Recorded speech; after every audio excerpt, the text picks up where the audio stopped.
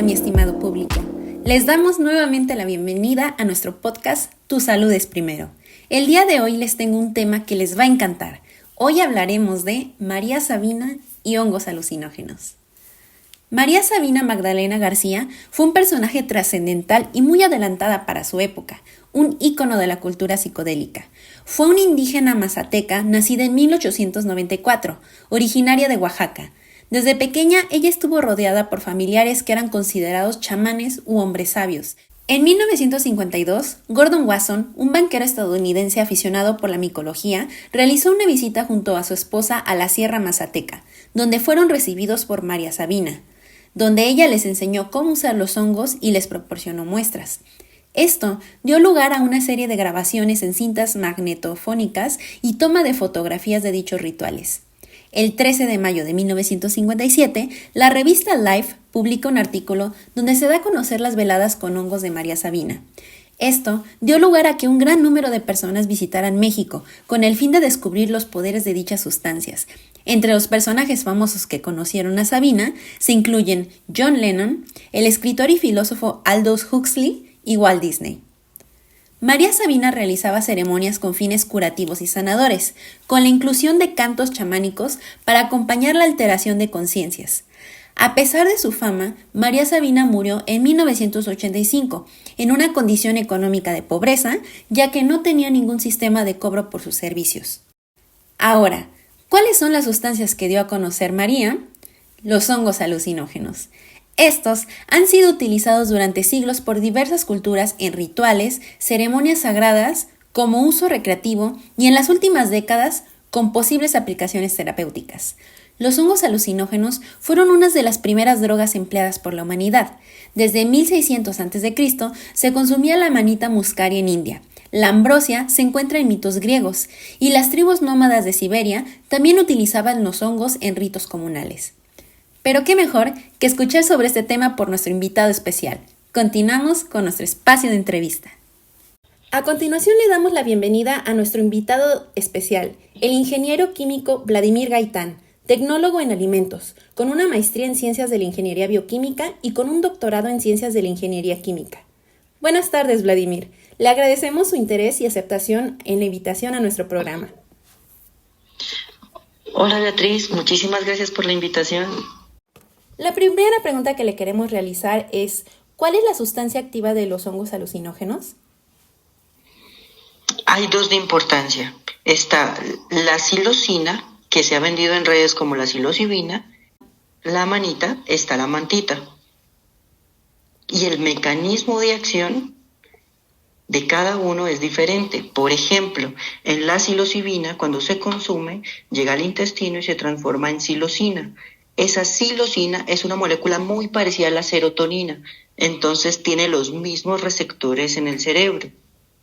Cuando ya va a esos receptores, que generalmente son los de los 2-HT2, entonces hay una reorganización en la neuroplasticidad del cerebro.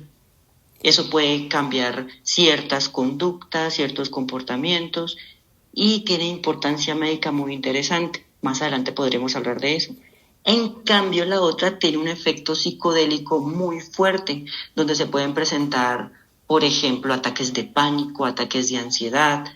También la psilocibina tiene algún problema con los ataques de ansiedad, pero ese es otro tema que podemos tocar en otro momento.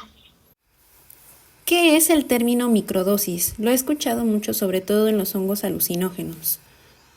Sí, claro. De hecho, hay un metaanálisis que habla acerca de la microdosis de psilocibina, para que al final se transforme en psilocina, en estudios con personas que tienen depresión o problemas como TDAH, TDA o trastorno del espectro autista, porque hay una reacomodación de la corteza frontal, de la corteza prefrontal.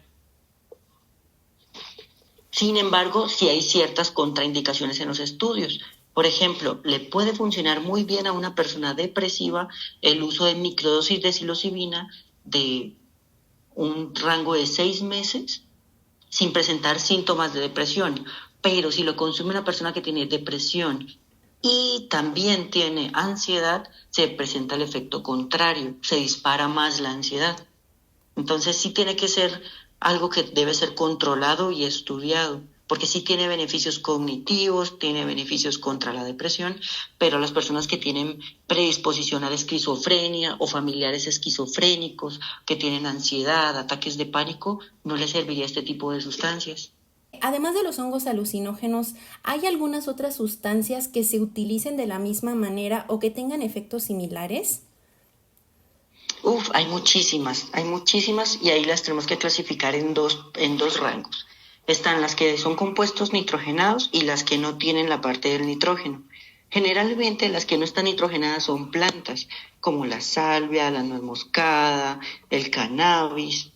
Esas no tienen compuestos nitrogenados, pero sí tienen compuestos de interés que también tienen o efecto neutrópico o efecto psicodélico o algún otro efecto que puede reorganizar esta parte de las redes neuronales.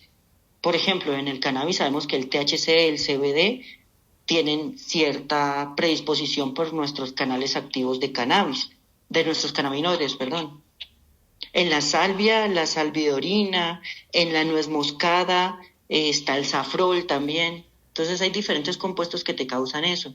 Y en la parte nitrogenada, que es donde nos competen los hongos alucinógenos, están el peyote, por ejemplo, que tiene derivados de esa es feniletilamina, creo que es. Me perdonan ahí si me equivoco en el nombre, pero son los compuestos fenílicos. Está la amanita, que son derivados de los isoxálicos, y esos son los que principalmente actúan en la parte de los ataques de pánico. La belladona, que esa la traemos desde la época antigua, que tiene los derivados tropánicos, esa también tiene un efecto neutrópico y psicodélico. La rosa de Hawái, que tiene derivados ergóticos, o la ruda de borde, que tiene derivados beta-carboxílicos, que ese es tiene un efecto como el LSD, porque en sí es un ácido. Muchísimas gracias. Por último, y para cerrar nuestra entrevista, ¿qué conclusión nos puede dar para cerrar este tema?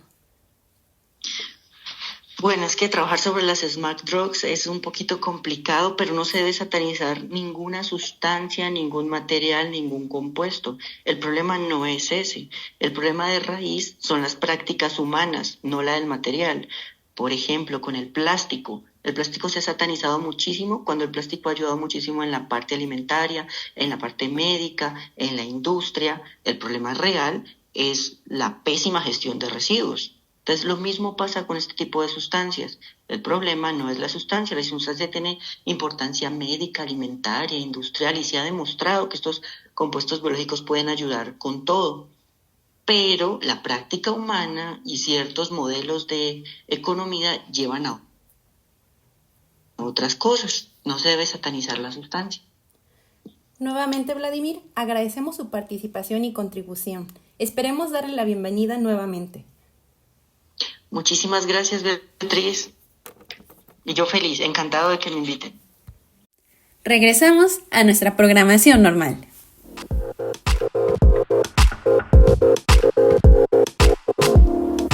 La mayoría de las especies de hongo psilocibe se encuentran en México. Hay un registro de 55 especies que son utilizadas en ritos espirituales o prácticas recreativas. Algunos de estos productos están recibiendo cierta atención por investigadores para el tratamiento de ciertos trastornos psiquiátricos, para el alivio de dolor crónico y en pacientes con enfermedades terminales. Debemos ser conscientes que el mundo de las sustancias psicoactivas va cambiando constantemente. Hay que estar continuamente informados de su alcance y acciones para la disminución de riesgos al consumirlos. Es momento para nuestras preguntas. La primera es: ¿cuál es el alcaloide aislado de la manita muscaria? 2. ¿Cuántos hijos tuvo María Sabina? Y por último, dime una película animada que ha ganado un Oscar. De nuevo, agradecemos que nos hayan sintonizado. Somos el podcast Tu Salud es Primero. Gracias, público. Nos vemos próximamente.